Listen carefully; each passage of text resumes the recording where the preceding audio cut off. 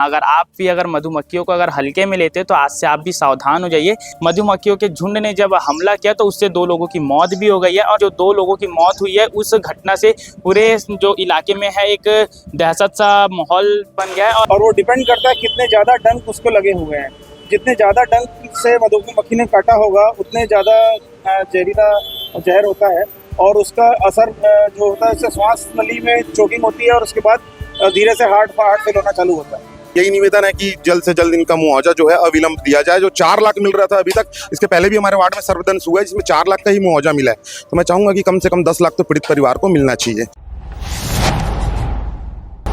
जी नमस्कार, मैं हूं मयंक और आप देख रहे हैं आरजेएन अपडेट। और राजनांदगांव से एक ऐसी खबर सामने आई है जिसे देख करके, जिसे सुन करके आप भी हैरान हो जाएंगे। जी हाँ, अगर आप भी अगर मधुमक्खियों को अगर हल्के में लेते तो आज से आप भी सावधान हो जाइए, क्योंकि राजनांदगांव के बजरंगपुर नवा गाँव में लगभग शनिवार के दिन 11 बजे कुछ लोग खेत में काम करने जा रहे थे और जब वो खेत में काम करने जा रहे थे तभी अचानक से रास्ते में एक मधुमक्खी का छत्ता था जिसे किसी अनजाने व्यक्ति ने उसे छेड़ दिया। और छेड़ने के बाद जब मधुमक्खियों के झुंड ने जब हमला किया तो उससे 2 लोगों की मौत भी हो गई है और साथ ही साथ वहां जो कुछ लोग उपस्थित थे उन लोगों भी मधुमक्खियों द्वारा घायल कर दिया गया है और घायल लोगों को जो है आसपास के ग्रामीणों द्वारा अस्पताल भी पहुंचा दिया गया है और उनका इलाज अभी तक जारी है। लेकिन आप लोगों को मैं बता देना चाहूँगा कि जो 2 लोगों की मौत हुई है उस घटना से पूरे जो इलाके में है एक दहशत सा माहौल बन गया है। और अगर आप लोग भी यदि मधुमक्खियों को हल्के में लेते हैं तो कृपया इन्हें हल्के में ना लें और जहां भी मधुमक्खी आप लोगों को दिखती है तो आप वहां से कृपया दूर हो जाइए, उनसे छेड़छाड़ ना करें।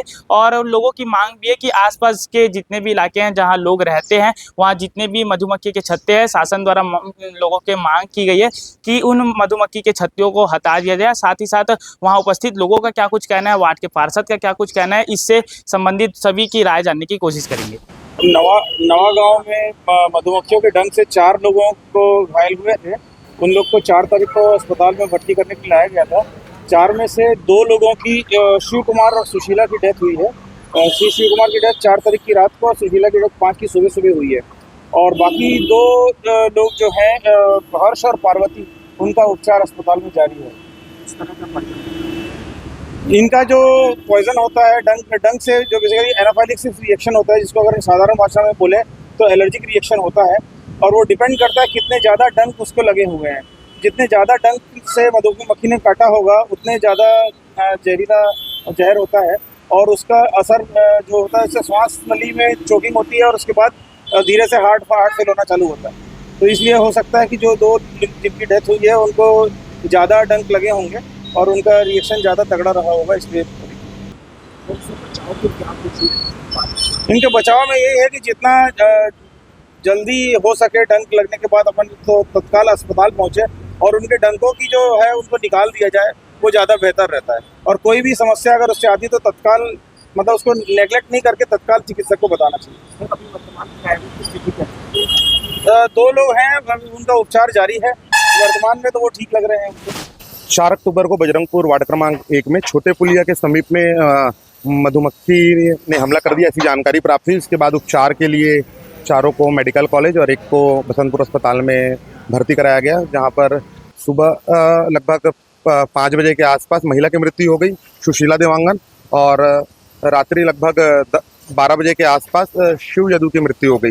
तो ये काफ़ी दुखद घटना है और ये प्राकृतिक आपदा है निश्चित रूप से। और हम चाहेंगे कि शासन प्रशासन इस ओर शीघ्र ध्यान देते हुए अविलंब 15 लाख रुपए 18 लाख रुपए का जो मुआवजा मिलता है वो परिवार को 15 दिन के भीतर दिलवाने का प्रयास करें, क्योंकि नियम में भी यह है कि 15 दिन के भीतर उचित मुआवजा प्राकृतिक आपदा में दिया जाना है।